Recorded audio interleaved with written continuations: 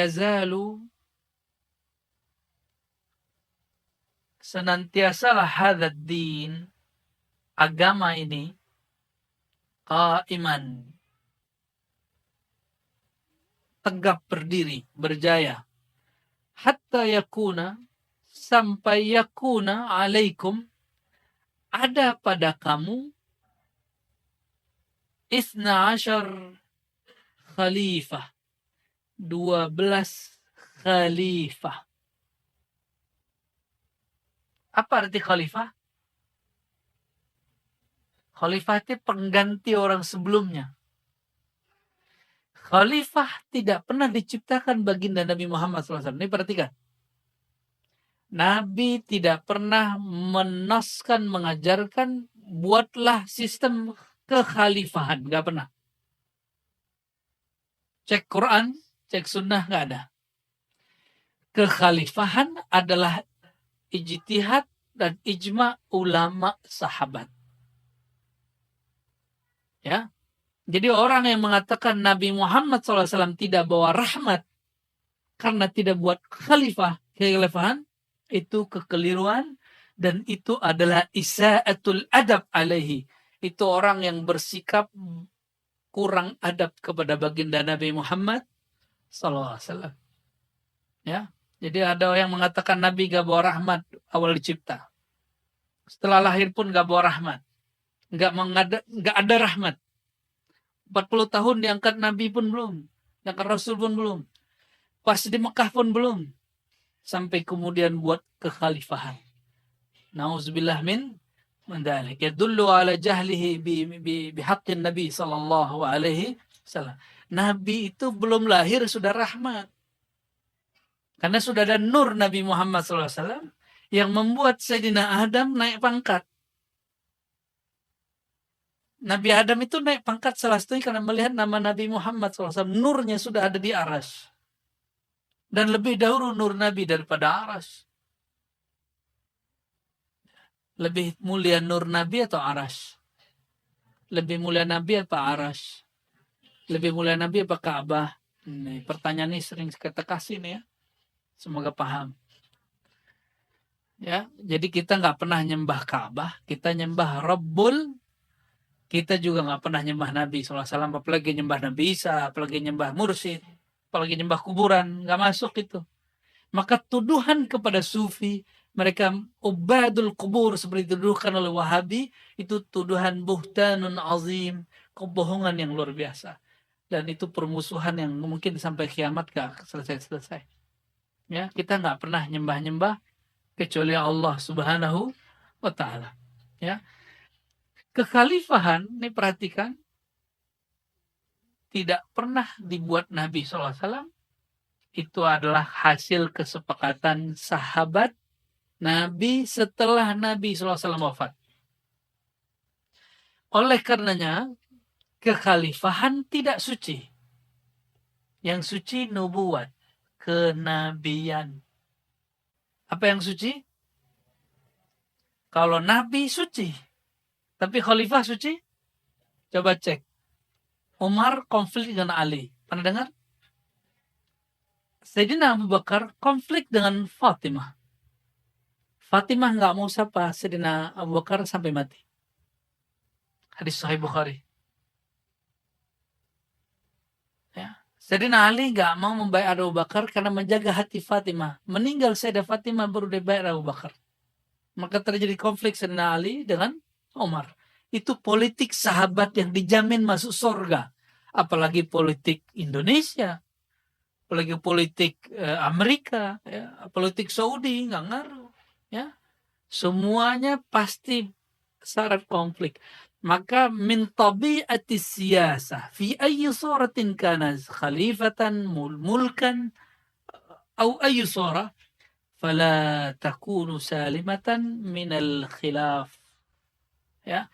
Tidak ada satu sistem pemerintahan, apakah itu kekhalifahan, kerajaan, monarki, demokrasi, kecuali di situ ada konflik. Pasti ada konflik. Jadi jangan putus asa. Orang-orang yang suka ngebom, karena dia sudah, negeri ini udah hancur. Ya. Polisi yang benar dibunuh Karena ada kan polisi yang mau dia punya menyimpan berita tentang sabu, dimatiin orang. Ya, polisi yang jahat bertahan. Orang kalau mikir begini, wah ini kita harus bunuh polisi semua nih. Ya. Makanya beberapa kali di Indonesia markas polisi dibom. Benar nggak? Ya. Itu karena pikiran dia pendek. Dia tidak paham bahwa salah satu sunnatullah pada dunia ini adalah kekacauan. Jawaban dari Ibnu Athaillah As-Sakandari. Jadi Ibnu Athaillah kemudian ditanya, kenapa dunia ini banyak masalahnya, banyak konfliknya, kita udah baik juga orang gak baik sama kita. Apa jawaban beliau? Sesuatu tidak mengeluarkan kecuali yang menjadi sifat di dalamnya. Karena dunia itu sifatnya rusak, busuk, hancur, maka dia hanya menampilkan yang rusak. Oke, kembali ke ini. Jadi 12 kekhalifahan, 12 khalifah, sampai hari ini ulama kita nggak ada yang sepakat tentang makna siapakah 12 khalifah ini, kecuali kelompok Syiah. Bagi kelompok Syiah, 12 imam itu, yang ke-12 adalah Imam Mahdi yang masuk kepada goa lalu menghilang waktu dia masih kecil. Dan itu bukan akidah Ahlus Sun. Jadi bagi mereka, Sayyidina Hussein punya anak, Ali Zainal Abidin punya anak, Muhammad Al-Baqir, Muhammad Ja'far, terus sampai kepada Muhammad bin Askar. Askar ke-11, Muhammad bin Askar yang ke-12. Muhammad bin Askar ini menghilang waktu kecil. Cocok dengan hadis ini. Lalu apa kata mereka? Inilah imam yang kita tunggu. Kata siapa? Kelompok Syiah. Ajaran Ahlus Sunnah tidak meyakini 12 imam versi. Kenapa? Banyak dalilnya. Yang pertama, 12, yang 11 itu tidak pernah memimpin satu pemerintahan pun. Sayyidina Husain, memimpin pemerintahan enggak? Dia wafat dibunuh oleh Yazid dan tentara Yazid, namanya Ibn Ziyad, sebelum berkuasa. Sayyidina Ali Zainal Abidin Jumatan aja nggak boleh. Muhammad Al-Baqir juga sama, Ja'far Shadiq itu juga hampir sama. Sampai kepada keturunannya tadi. Jadi mereka jadi ahlul bait di zaman itu berat. Maka ketika di sini ada zuriat Nabi, Habib ya, Indonesia paling aman tinggal habaib. Sampai muncul isu anti nasab Ba'alawi ini ya.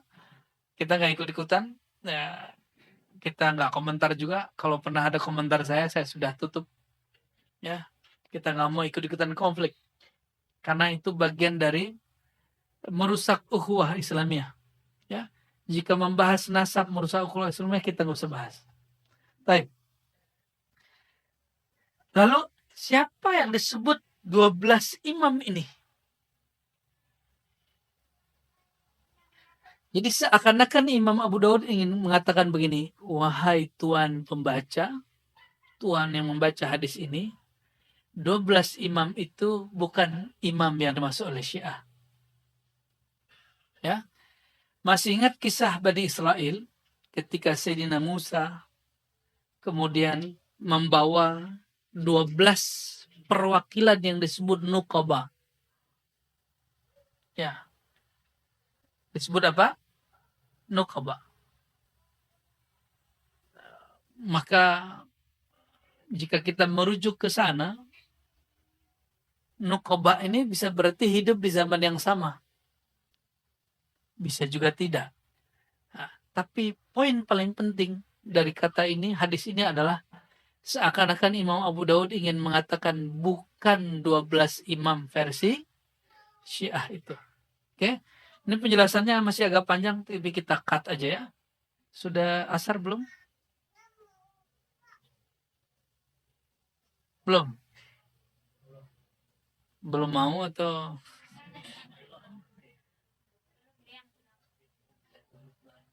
1 menit lagi? Oh, bentar lagi berarti.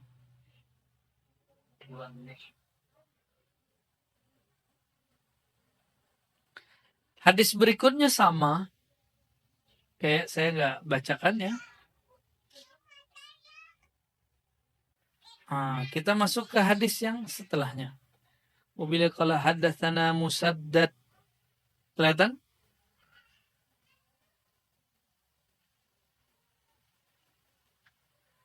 Disampaikan oleh guru kami Musaddad. Musaddad ini namanya lucu, Musaddad bin Musarhad. Ya, Musaddad bin Musarhad begitu namanya, sampai ada candaan ahli hadis.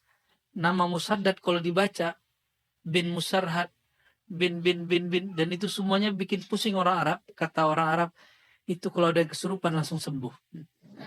Jadi ahli hadis itu suka nyandain sesama ahli hadis. Ahli dia ini nih, ya. An Umar bin Ubaid haddatsahum ha ini berarti gurunya ada dua atau lebih dari dua, ya. Sana qala hadatsana Muhammad al-Ala qala hadatsana Abu Bakar yakni bin Ayyash wa sana Musaddad. Kembali ke Musaddad.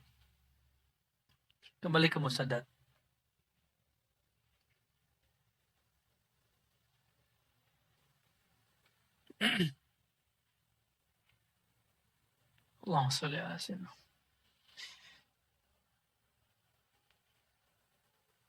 Kata Musaddad dari Yahya, dari Sufyan, kata Ahmad dari Ubaidullah bin Musa, dari Zaidah, begitu juga kata Ahmad Ibrahim dari Ubaidullah bin Musa, an Fitr, ya. Ubaidullah bin Musa ini dituduh Syiah oleh imam seperti Yahya bin Ma'in, tapi oleh Imam Ahmad dianggap oleh Imam Bukhari dianggap thiqah, ya. Kita nggak akan membahas itu, tapi bahwa ada orang yang tertuduh Syiah di sini satu dua ada, ya. Kulluhum an Asim an Zir an Abdullah an Nabi sallallahu alaihi wasallam. Dari Abdullah bin Mas'ud, ini maksudnya Abdullah di sini adalah Abdullah bin Mas'ud. Qala, nah perhatikan ini hadis Al-Mahdi yang paling penting untuk bab limit waktu. Laulam yabqa, seandainya tidak tersisa,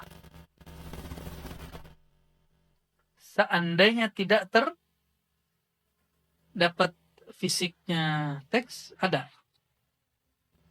dapat nggak dapat? Oh, ngopi sendiri.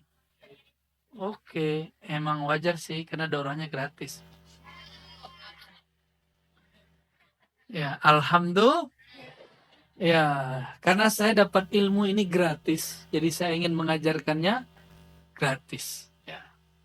Semoga Allah memberkahi kami yang hadir, yang mengajarnya, kami yang nobel. Laulam yabqa, seandainya tidak tersisa minat dunia, dari waktu yang ada di dunia, kecuali yaum, satu hari saja, la tawwalallahu dzalika, sungguh Allah akan memanjangkan hari itu, dzalikal yaum, hatta yub'atsa atau yab'atsallahu, sampai Allah membangkitkan seseorang, mengutus seseorang, minni, dari aku, dari aku, semua alam dariku, al-alam minni, semua alam dariku, semua kita dari nur Nabi Muhammad SAW.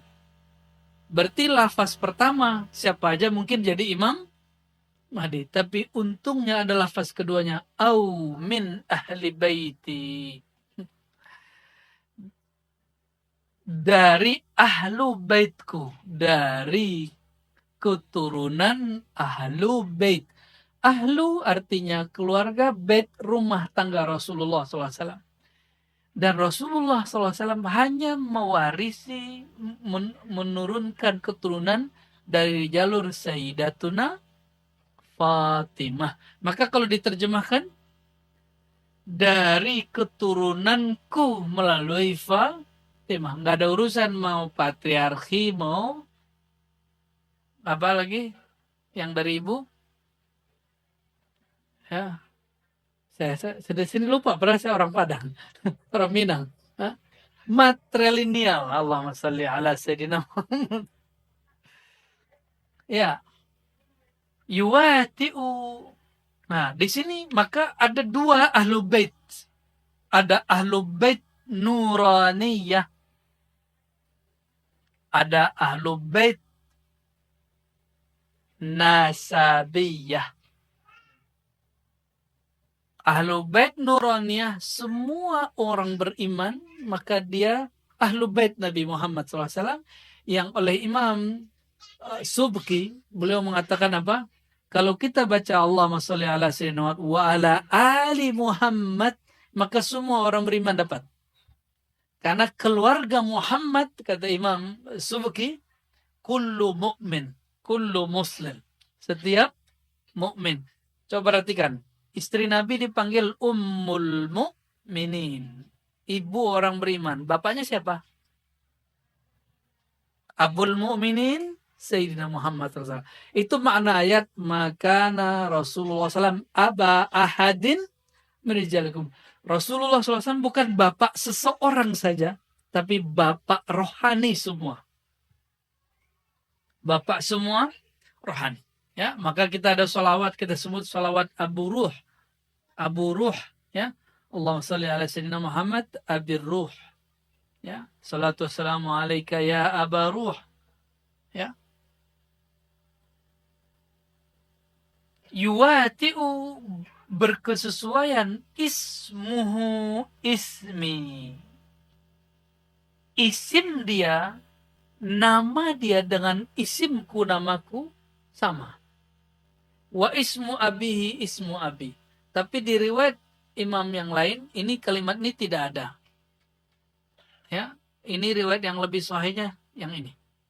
Nama dia sama dengan namaku. Pertanyaan, apakah yang Nabi maksud nama itu nama KTP? Nama ID card? Di masa Rasulullah SAW udah ada ID card belum? Ada kartu tanda penduduk? Ada masuk ke daftar Dukcapil yang di pemerintah? Enggak. Nama yang dimaksud di sini bukan nama itu. Yang perlu diperhatikan, ya. Karena kita sering memahami 14 abad lalu dengan zaman sekarang. Itu kebodohan. Ya, makna hadis nanti nggak lengkap. Nama apa yang dimaksud? Nah, yang paling bagus menjelaskan tentang makna nama itu Al-Imam Bajuri dalam Hasyiah Akidahnya. Apa makna nama? Nah, jadi si nama ini ada makna.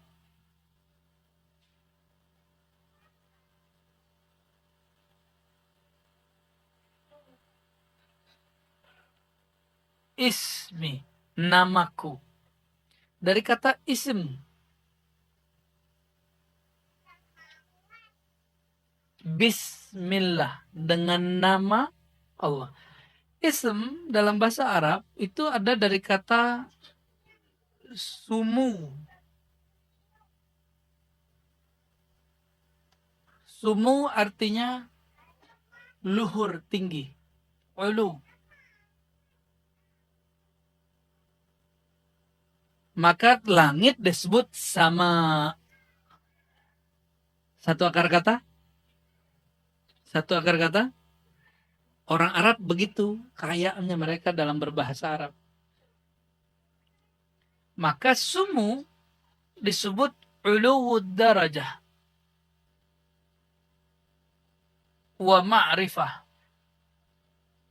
Ketinggian derajat dan ketinggian ma'rifat, pengetahuan.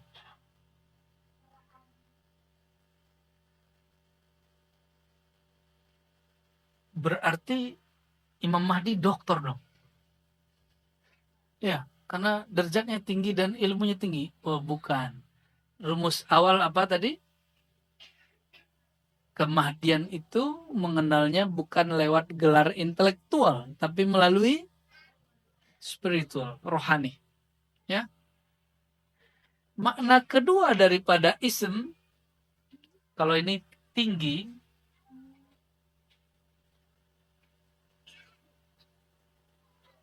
Yang kedua makna daripada isim adalah alam, ya. Bahasa Arabnya wasm. Jadi ulama itu mereka bingung, ism kata bismi itu dari sumu atau dari wasam.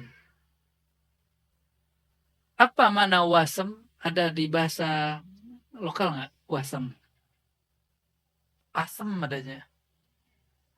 Wasam berarti alam. Apa arti alam? Tanda. Apa arti alam? Tanda. Jadi kalau kita terjemahin, ismuhu ismi. Nama ia adalah namaku. Ketinggian derajat dan ma'rifatnya dan tanda-tanda yang ada padaku juga ada pada dia. Yang ada pada dia ada padaku. Masalahnya ini setelah dia memproklamirkan dirinya atau belum? Itu masalahnya. Nah, disinilah mentok ahli hadis. Ahli hadis tidak mampu membedakan ini hanya sebatas ini sahih tidak sahih. Bukan tugas ahli hadis mengerti maknanya. Tugas mengerti maknanya ahlul ihsan, ahli rohani. Ya. Ini derajat. Derajat apa yang tinggi di situ? Derajat rohani. Tanda. Tanda apa di situ? Ini tanda ahli hadis masih kurang connect. Nanti di beberapa hadis sebelum selesai, di situ disebutkan Al-Mahdi, ya, itu aknal unf, hidungnya mancung, ya, abhal jubha, jidatnya lebar. Sempat-sempatnya Imam Abu Daud meriwayatkan hadis itu. Tanda ahli hadis mereka terbawa dengan nuansa ism, bahwa tanda-tanda yang dimaksud tanda-tanda fisik. Oke, kita ambil hadis itu. Hidung yang mancung itu pertanda apa? Orang hidung mancung itu keturunan Sunda, Jawa, apa keturunan Arab? Nah, boleh juga lah kita ambil, ya. Tapi apakah semua yang hidung mancung, ya, dia Imam Mahdi? Ini banyak yang mancung nih bukan Imam Mahdi, saya lihat. Banyak zuriat Nabi hidungnya pesek. Saya ketemu malah mancungan hidung teman-teman kita yang bukan habaib. Berarti bukan itu tandanya, bukan tanda hidung. Jadi hidung ini kalaupun iya itu pertanda dia zuriat. Jidat lebar pertanda dia cerdas. Tapi bukan berarti mesti seperti itu, ya. Oke, ini dua hal paling penting dari makna ism. Awalnya agak sulit untuk memetakannya, tapi 2021 alhamdulillah Allah izinkan pemaknaan ini kemudian rampung, ya. Jadi makna ism nama bukan nama kartu ID card, tapi ini nama ketinggian derajat, kemakrifatan, nama tanda. Buya Dr. Aldomi boleh ngajar di pasca sarjana karena beliau punya nama gelar, yaitu doktor. Apakah semua saudara-saudara ini boleh ngajar di pasca sarjana S2 S3? Enggak. Mesti ada, sudah punya doktor, mesti punya syarat satu lagi, namanya nomor induk dosen. NIDN. Berarti dia punya nama induk. Nama dia punya nomor. Jika di alam nyata ini ada kenyataan realita begitu, maka ini adalah pertanda bahwa di akhir zaman ada lebih dari satu nama. Maka kita ada kitab di situ disebutkan 2000 nama Nabi SAW kurang 5. 2000 kurang 5. Nama Nabi Muhammad Sallallahu Alaihi Wasallam. Semakin kenal nama Nabi Muhammad SAW, semakin kenal beliau. Ini baru ilmu nama yang diajarkan ke Sayyidina Adam. Wa 'allama Adam al-asma'a kullaha. Kami ajarkan nama-nama, ilmu nama kepada Sayyidina Adam. Jadi tolong diluruskan, ini bukan nama ID card. Ini nama dalam pengertian ketinggian ilmu, derajat, dan tanda-tanda. Udah mau selesai. Udah. Buat itu aja. Oke, barangkali ini karena kita sudah mau asar, mohon ahli sholawatnya, sholawat dulu nih. Faiz, sholawat dulu Faiz. Ini baru berapa hadis? Sudah berapa hadis? Tapi baru satu bab. Baru satu bab, dan kita pun membacanya bukan membaca seperti ahli hadis kebanyakan, ya, tapi membacanya agak sedikit lebih santai. Sebelum sholawatan, coba perhatikan kalimatnya. Yamla'ul arda.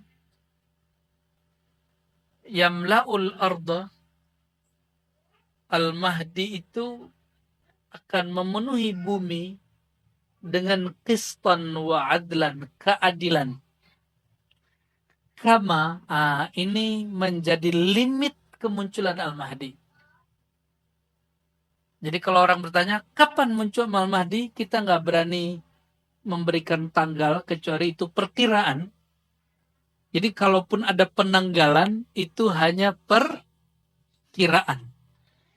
Kama muliat, sebagaimana dipenuhi bumi zulman wa jawra, kezaliman. Jadi kalau mau dijawab, kapan Imam Mahdi muncul?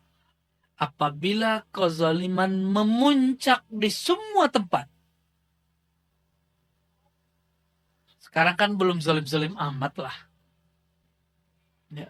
Masih bisa makan tuh? Masih boleh makan? Masih bisa tidur beberapa jam setiap hari? Masih dapat hak hari-harian? Masih. Berarti ini belum. Ya, tapi tenang dulu, kan ini zaman bisa berubah. Kezaliman yang paling dahsyat selama sepanjang tahun ini, sepanjang abad ini, itulah kemarin pandemi. Kita nggak tahu ke depannya apa lagi. Jadi kezaliman yang dimaksud di sini bukan kezaliman politik lokal. Tolong digarisbawahi. Bukan kezaliman politik lokal. Kalimatnya coba perhatikan. Sang Mahdi akan memenuhi bumi. Ini kalimatnya pakai bumi.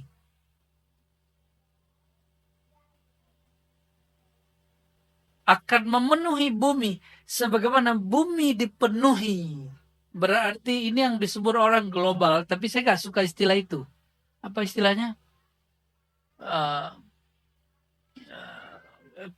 Pemerintahan global gitu. Saya nggak suka istilah itu. Kita gunakan istilah baginda Nabi Muhammad SAW. Apabila bumi telah dipenuhi, seluruh bumi dipenuhi oleh kezaliman. Dan kezaliman yang paling parah itu nanti ketika Dajjal 3 tahun berturut-turut menyebar virus dan krisis di muka bumi. Maka nanti tidak ada hujan, orang kelaparan di mana-mana. Jadi itu kezaliman global kalau boleh disebut. Bukan kezaliman Soeharto, SBY dan Jokowi, bukan ya. Ini masih gagal fokus ini. Hadis-hadisnya dibawain ke bab politik. Kalau di Malaysia kezaliman Anwar Ibrahim gitu enggak ada urusan. Ini enggak ada urusan begitu. Kezaliman Salman, Raja Salman dan MBS, Muhammad bin Salman, ya salam ya akhi, bukan itu. Ini kezaliman munculnya dari orang yang paling zalim, yaitu Dajjal. Bukan kezaliman politik lokal. Ini kalau orang nggak ngerti bab kolbu, dia akan maksain, enggak, ini zaman ini, ya.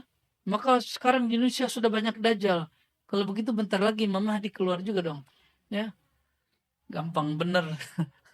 Ya, seharusnya dari kemarin tuh 2020 seharusnya keluar udah. Ya.